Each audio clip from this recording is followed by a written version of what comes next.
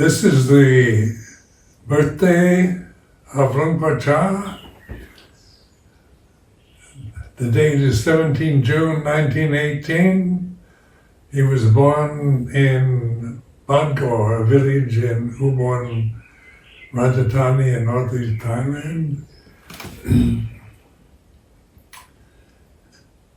And I wanted to have this opportunity just to reflect on this marvelous teacher that all of us respect and feel enormous gratitude toward. So I met Luang Por Chah in 1967. I'd already ordained as a bhikkhu in 1967 and met Luang Por Chah after I was ordained.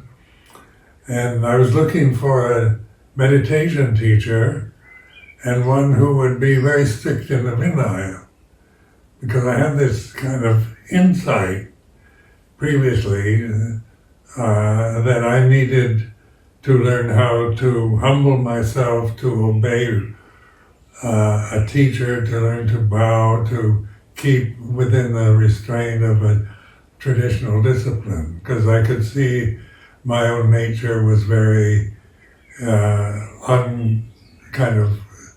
uncontrollable, kind of always manipulated situations in a personal way for my own benefit.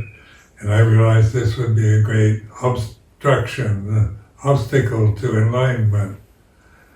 And I had tremendous faith. I spent the previous year as a samanera meditating on the Four Noble Truths. So upon meeting Luang Por Chah, I felt, this is truly a wise human being. And I felt immediate kind of respect for him, attraction to him, because he had a very ebullient personality. He was very welcoming. And even though he couldn't speak a word of English and I couldn't speak a word of Thai, he seemed to understand me better than anyone else I'd ever met, and in a much more intuitive way rather than just through language discussions. There were two Thai monks at Wat Pah Pong at that time who were proficient in English language, so Luang Por Chah would invite me quite often for tea in his kuti to exchange our views and opinions about practice with either of these two monks translating. So that's how I became a disciple of Luang Por Chah.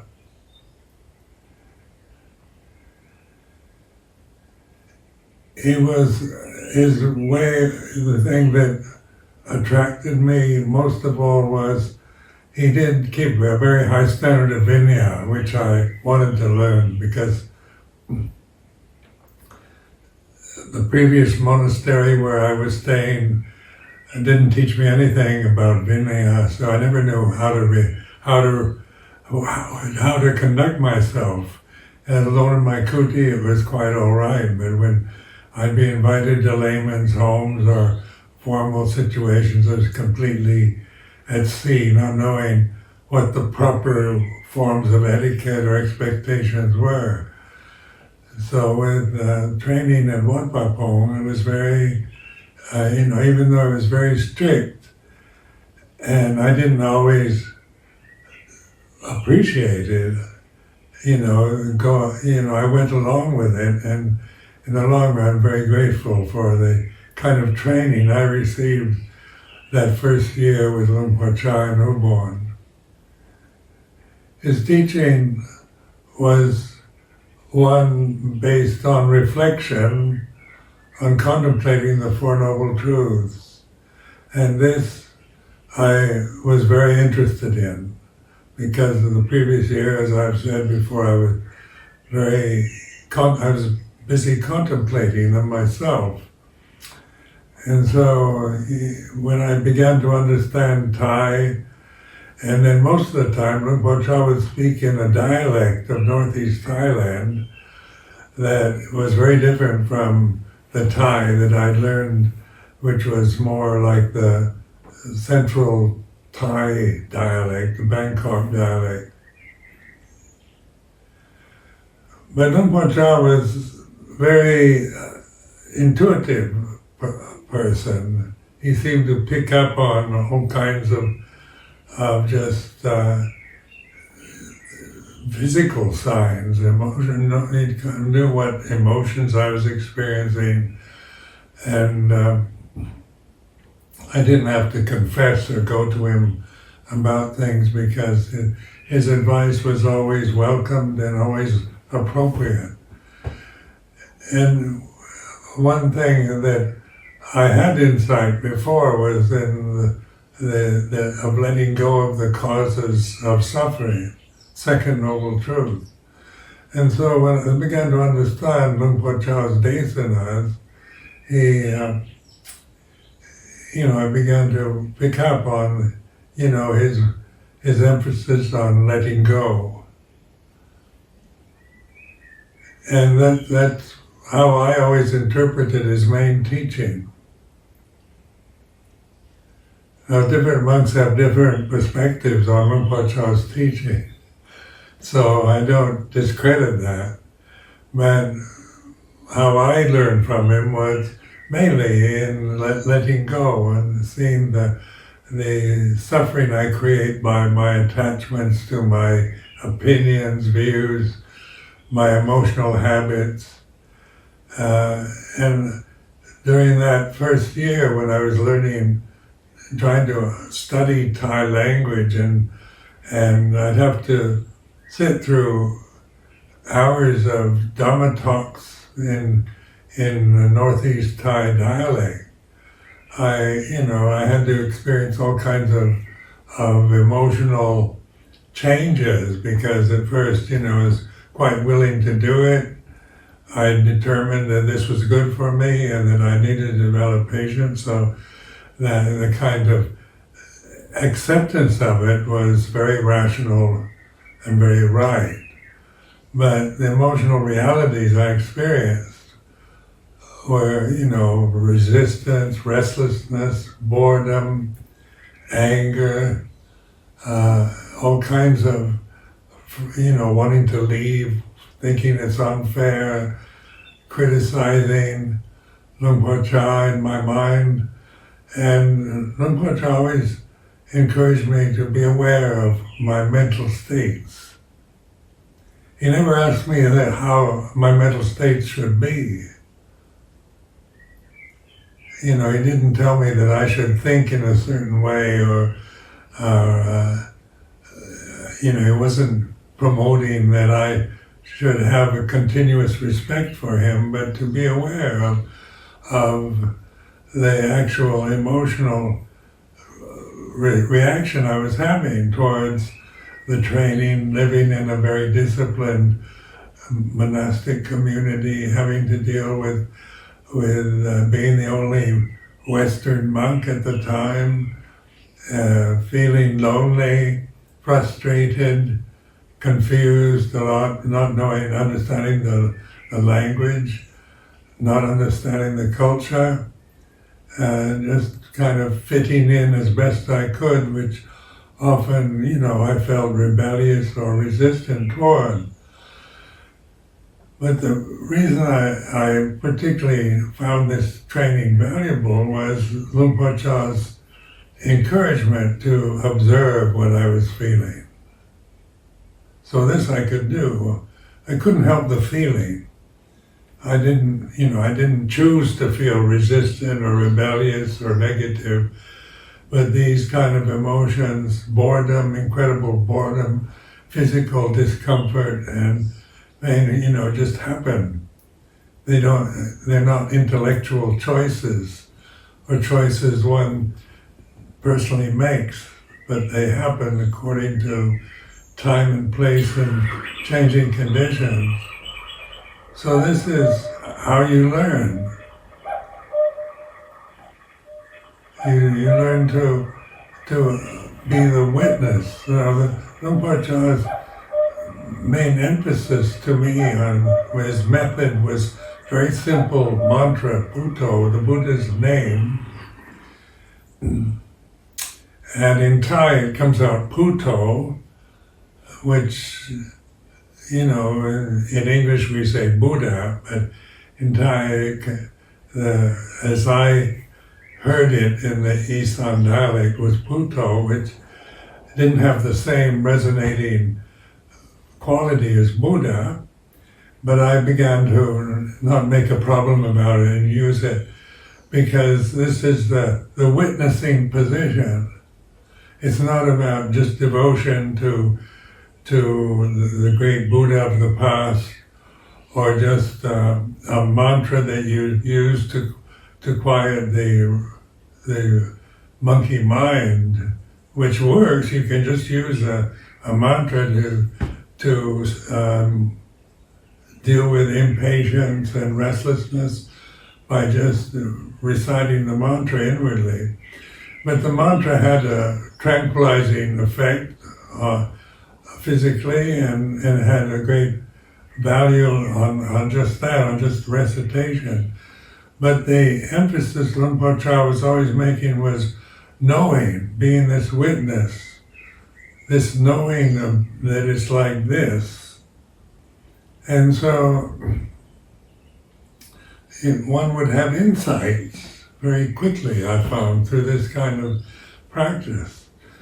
Because, being somewhat of an idealist by my social, cultural conditioning, I tend to idolize situations, idolize Luang Por Chah, idolize Thai forest tradition, idolize Wat Pah Pong, in terms of always, during the first year, just believing it was the right way, the best way, and I must surrender to it. My ideal of self-surrender, of humility, of humbling myself, were ideals that I valued and cherished and hoped to develop in this life.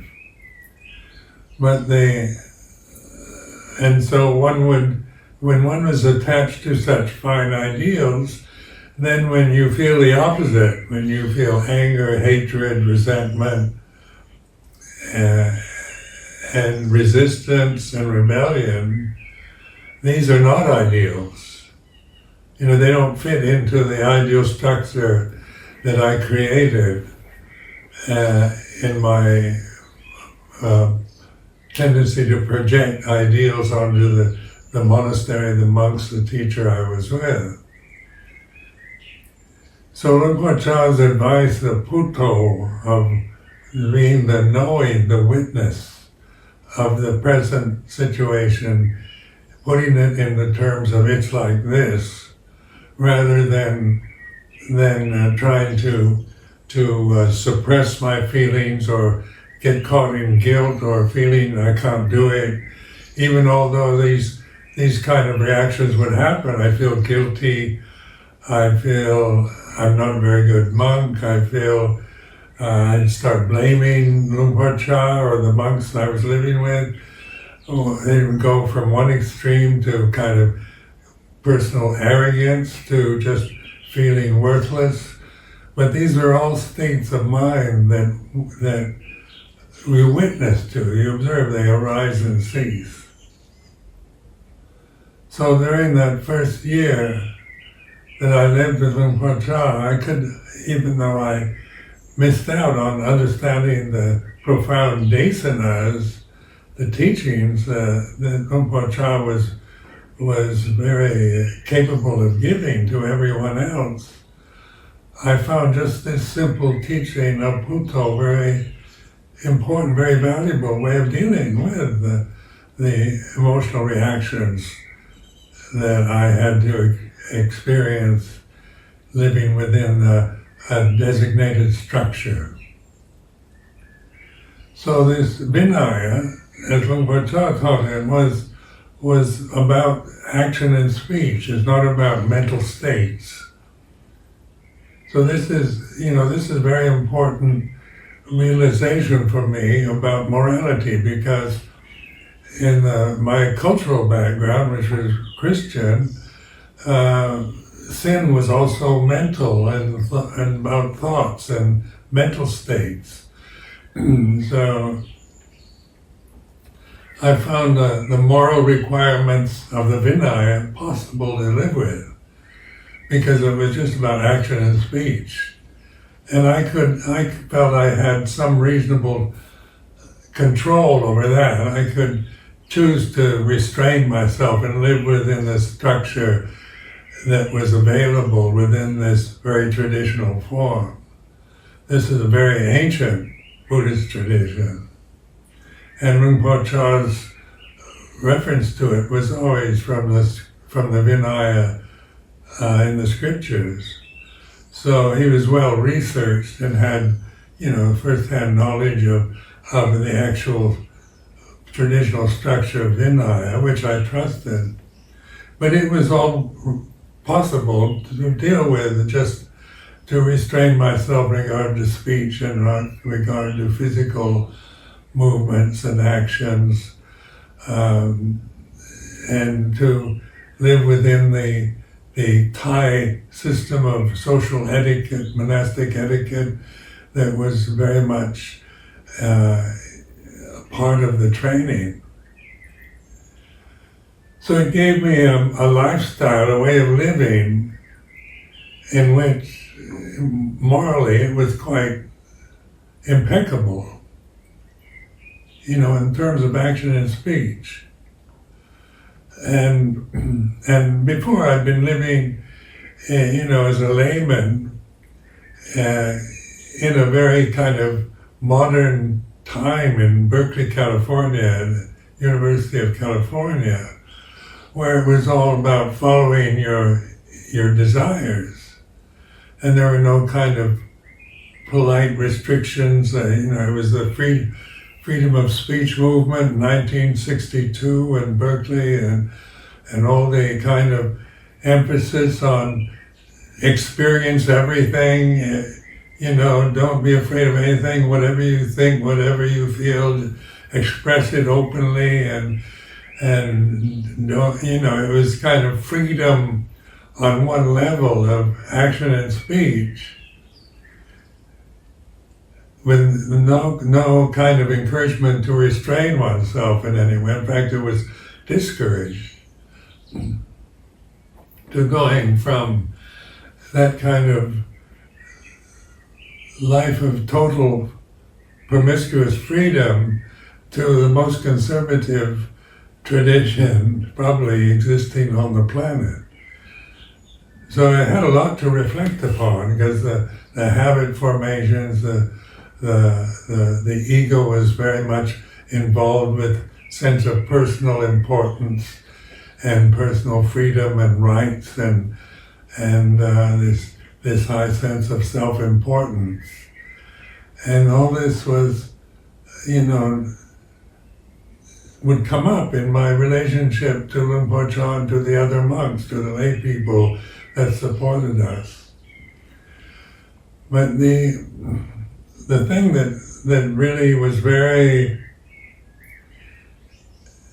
moving, I found, was how well supported Buddhist monks are in Thailand.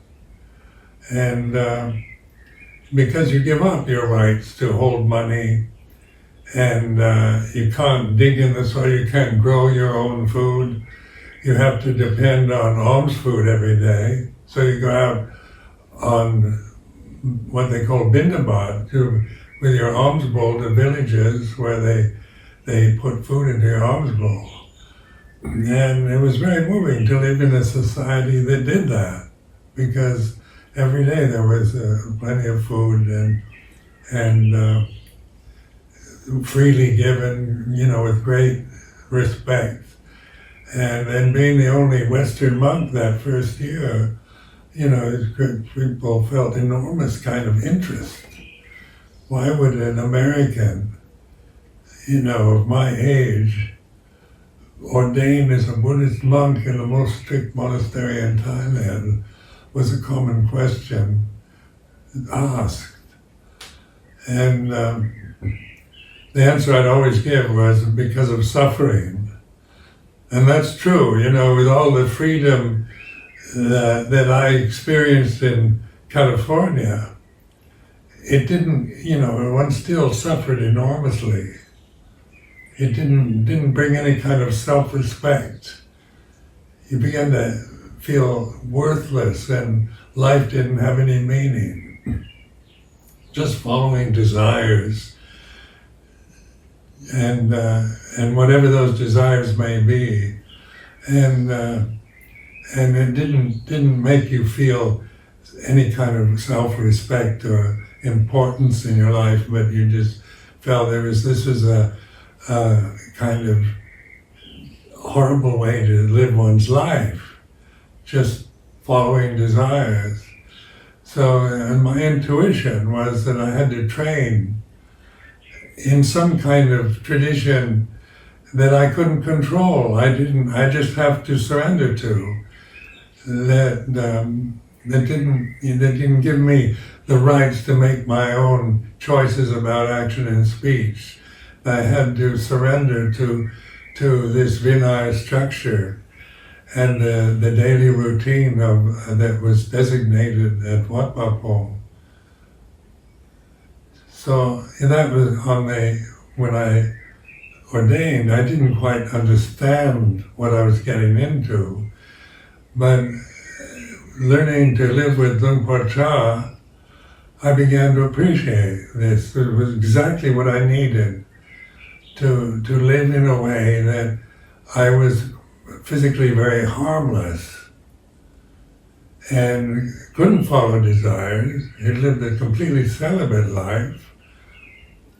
And then the emphasis was on gratitude because you're depending on others for basic needs like food, you know, you feel this sense of gratitude because Thai people seem to be very keen, very eager to feed me, to support my practice of meditation, to support my life as a Buddhist monk. And here I was a complete stranger, couldn't speak their language very well, and yet they gave me this incredible sense of respect and concern and care that I really wasn't expecting in any way from anyone. So I found living in northeast Thailand, in Ubon at that time, very kind of emotionally moving, because this gratitude is very much the foundation of the holy life.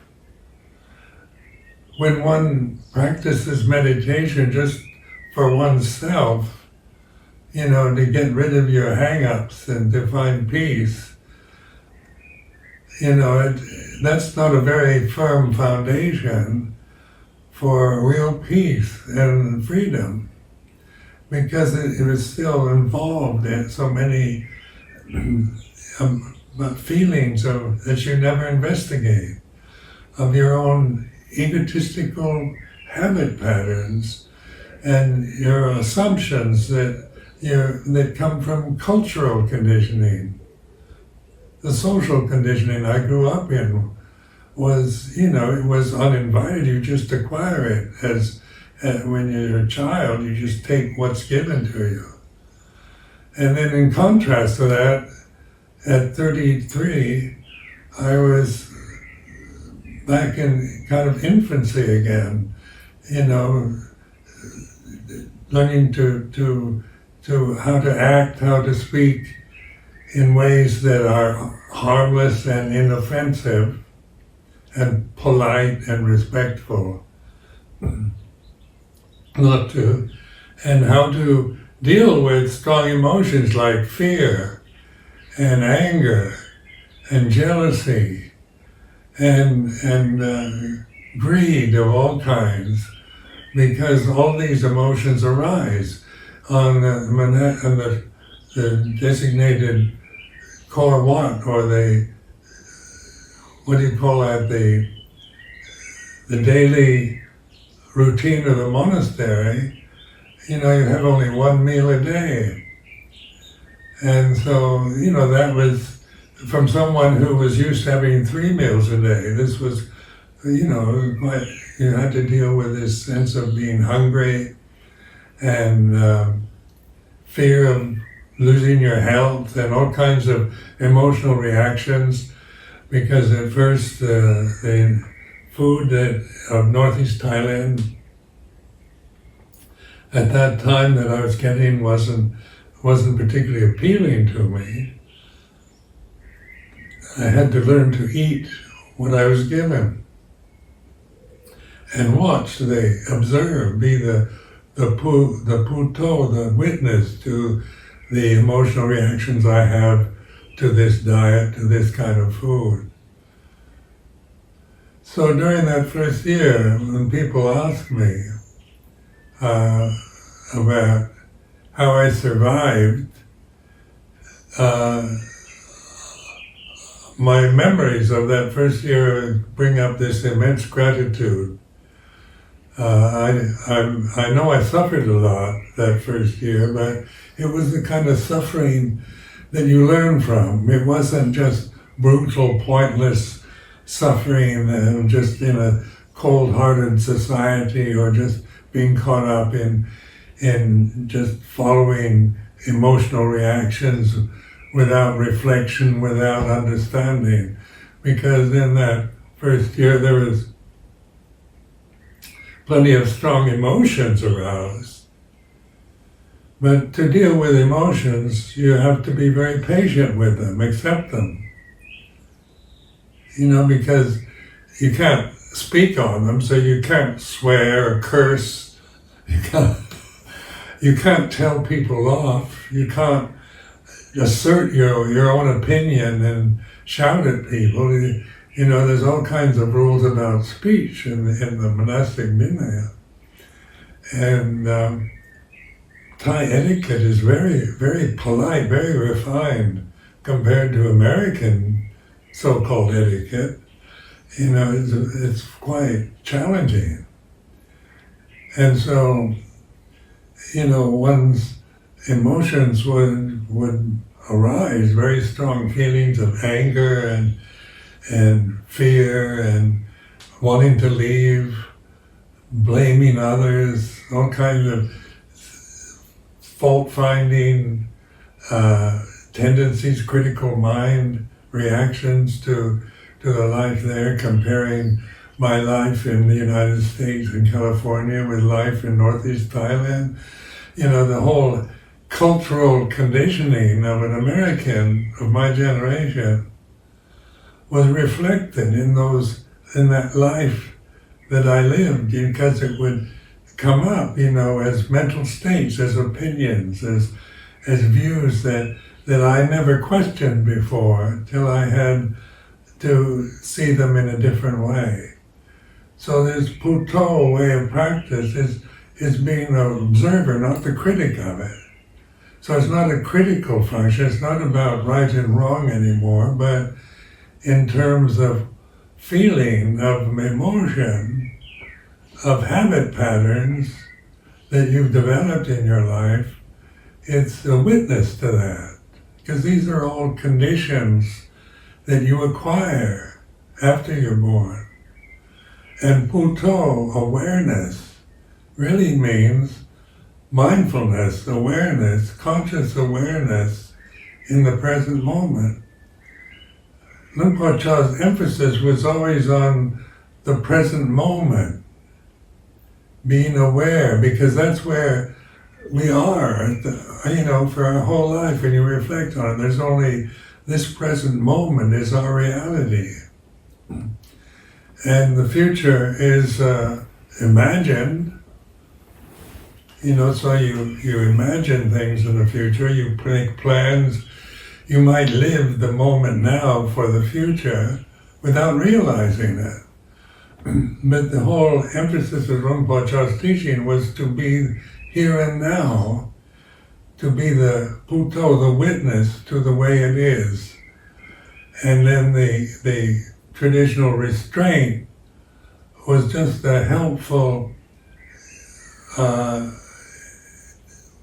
container of actions and speech, because with the sense of freedom and I can do what I want and individualism, then, I have a right to, tell people off or show aggression or you feel, stand up for yourself. Don't just be a puppet to others and total independence and self-importance is so emphasized in the American cultural conditioning, where what I felt and how I felt about things, in my opinion, wasn't important in the tradition I was involved in Thailand. So what do? You either have to leave, because you believe what your mind says, or you observe it. And so you observe this desire to leave, or strong views you have about what's right, or human rights, or personal rights, or any formal views, any form of views that you might be habituated toward, or habituated to, are seen. They're not criticized, you're not judging them as right or wrong, but on the level of restraint, you don't speak or act on them if they're not within the allowed ways of action and speech within the traditional structure. So on this day, a birthday is always, in the West, is always a celebratory experience. In Thailand, when I first went there, nobody celebrated Luang Por Chah's birthday. And birthdays were not celebrated. But now, in modern day Thailand, they've been influenced by the West, that birthdays become very important celebration days for all of us. The same here in the UK. And just to remember with enormous gratitude this great teacher who, really directed me, put up with me, trained me, and inspired me as a living example of how a human being can develop within this human lifetime. After birth, you grow up, get old and die.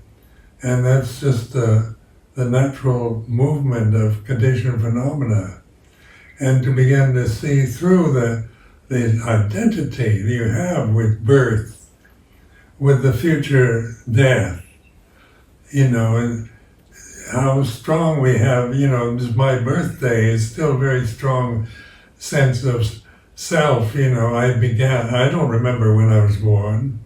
I have no memories of being born, but I know I was, because the result of birth is, this form sitting here on this high seat, giving this Dhamma reflection. So that form now is old, and death is not far off.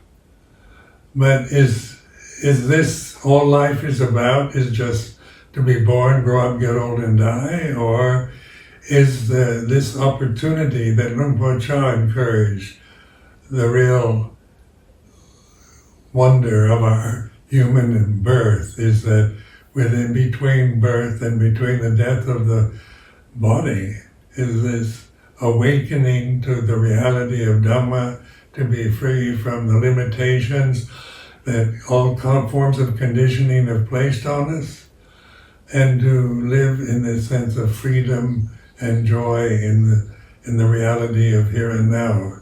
So I offer this for this auspicious day as a sense of gratitude for Luang Por Chah and his teaching and his kindness towards me personally.